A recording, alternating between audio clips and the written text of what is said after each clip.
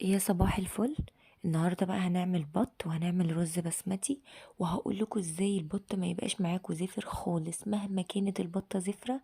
النهارده هقول لكم ازاي تطلع معاكم ريحتها حلوه جدا بحاجه موجوده عندنا في البيت، بس انا بستخدمها بتفرق معايا جدا جدا في طعم البط وبتخليه مش زفر خالص.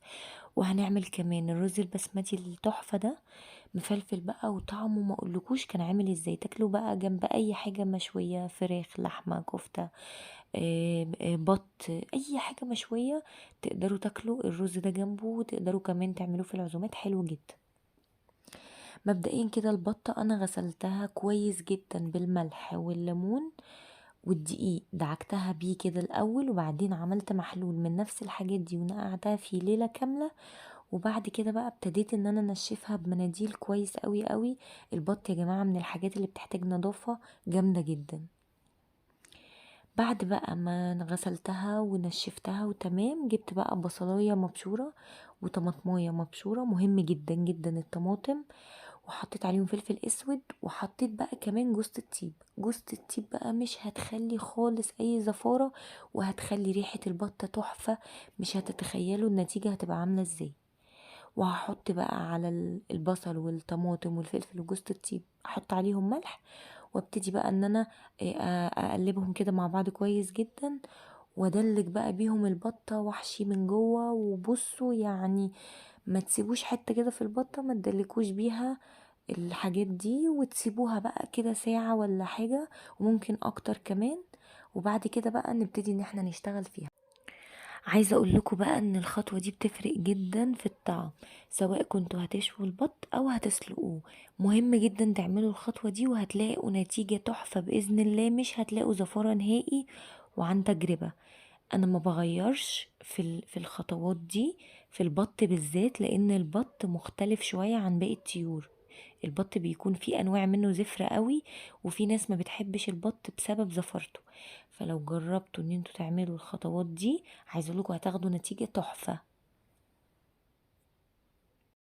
سبت بقى البطه شويه في التتبيله دي، بعد بقى ما يعني قلبتها في التتبيله كده من كل الجوانب. سبتها بقى فيها حوالي ساعه، وبعد كده بقى غليت ميه على النار عشان انا كنت هسلقها. حطيت فيها بقى طماطم وبصل وورق لورا وحبهان، فلفل اسود، ملح. وسبت بقى المية دي تغلي كده عشان الحاجات دي تطلع كده ريحتها وطعمها في المية. وبعد كده بقى نزلت البط عادي خالص عشان اسلقها سلقة عادي خالص زي ما كلنا بنسلق البط يعني.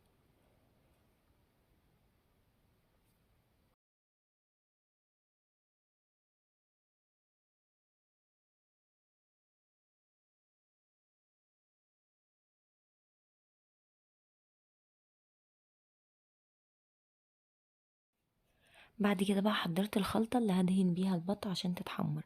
عندي هنا معلقة من العسل الأسود، تقدروا تستبدلوا العسل بصويا صوص أو بصلصة طماطم.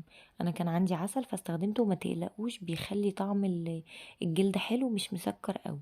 حطيت عليه بقى معلقة كبيرة من الخل، ومعلقة كبيرة من الزيت، وملح وفلفل، وبس. وقلبته كويس قوي لحد ما المكونات يعني اختلطت كويس.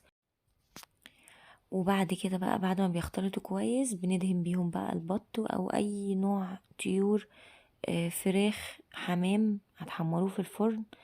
اي حاجة هتتحمر في الفرن تستخدموا الوصفة دي، او ان انتوا تستبدلوا العسل بالصويا صوص او بصلصة الطماطم. وعلى فكرة التلات طرق احلى من بعض.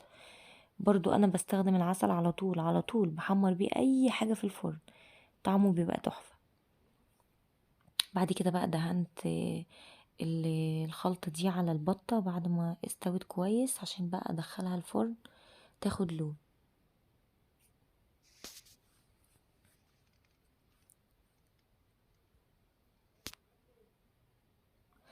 بعد كده بقى جبت كوبايتين من الرز البسمتي، حطيت عليهم مية كده كتير عشان انقعهم، وسبتهم نص ساعة يتنقعوا الاول. انا بحب انقع الرز الاول علشان اسويه زي الرز المصري.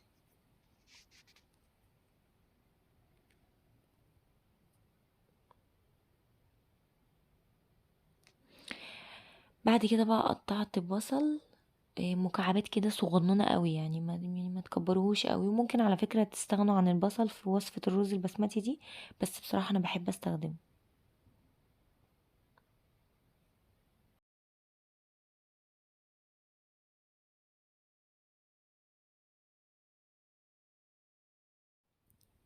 بعد كده بقى سخنت حلة على النار وحطيت فيها شوية من الزيت، وطبعا تقدروا تستبدلوا الزيت بسمنة او زبدة.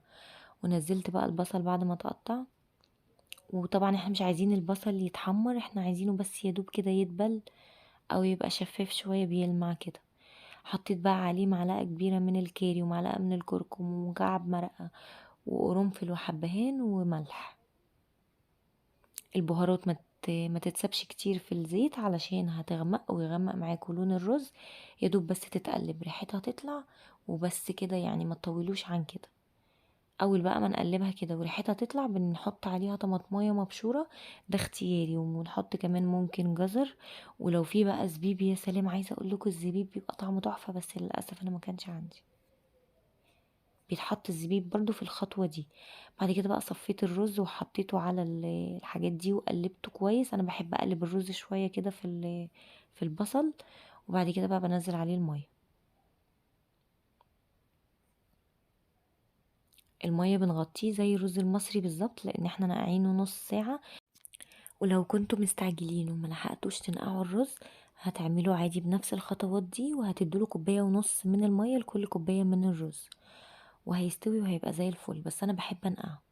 بس بعد بقى ما الرز بيبتدي يغلي وسبته بقى يغلي كده مع نفسه، اول ما غلى كده وبدأ يتشرب، وطيت عليه عشان يستوي على نار هاديه وما يتلسعش مني من تحت. بعد بقى ما الرز يتشرب تماما ويبتدي يدخل في السوا، هتلاقي كل البهارات الصحيحه طلعت فوق كده، الحبهان والقرنفل. طلعوهم بقى في المرحلة دي علشان ما يتقلبوش معاكم في الرز ويضايقوكوا في الأكل.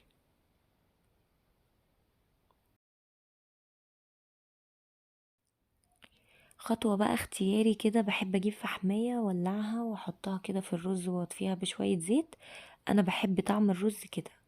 طبعا اللي مش حابب مفيش مشكلة، بس أنا بحبه كده، يعني بيغير طعم الرز شوية.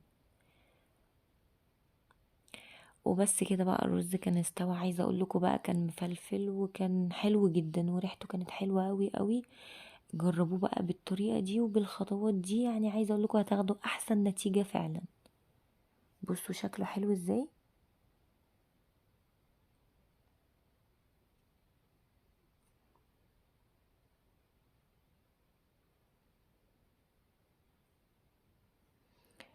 بس كده ده كان الفيديو بتاع النهارده. يا رب يكون عجبكم. وما تنسوش بقى لو عجبكم تعملوا لي لايك وشير وتشتركوا في قناتي على اليوتيوب. واشوفكم في فيديو جديد.